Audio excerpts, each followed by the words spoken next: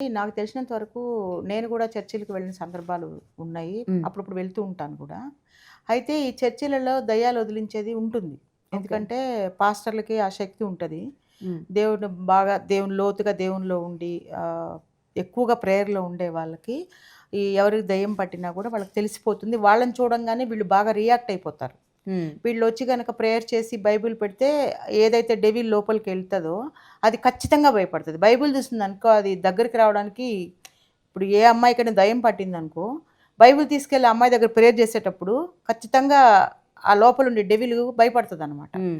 Reactions ఇస్తది. ఎమ్మటే negative reactions ఇచ్చి కింద పడిపోవడము, గిలగిలా కొట్టుకోవడం ఇలాంటియన్నీ చర్చిల్లో జరగడం నేను చూశాను. ఓకే. అవి నిజంగా కూడా అలా వెళ్ళగొట్టినటువంటి దైవజనులు కూడా ఉన్నారు హ్మ్. చాలామంది. హ్మ్. నేను చూశాను. లైవ్‌లో కూడా చూశాను. ఓకే. సో, దగ్గరలో ఎవరిని కూడా ఉండనివ్వరప్పుడు. హ్మ్. అమ్మాయికి దెయ్యం పట్టింది ఒక అమ్మాయికి అంటే, ఆ దరిదాపుల్లో చుట్టుపక్కల కూడా ఎవరిని ఉండనివ్వరు. ఎందుకంటే ఎవరిలన్నా దూరుతుందని చెప్పి, ఏదైనా బలహీనమైనటువంటి మనుషులున్నారనుకోండి, బైబిల్ లేకుండానో, హ్మ్.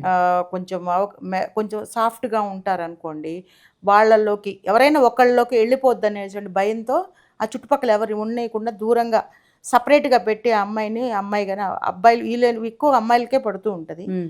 కొంతమంది అబ్బాయిలకు కూడా పడుతుంది గానీ, ఎక్కువగా అమ్మాయిలు.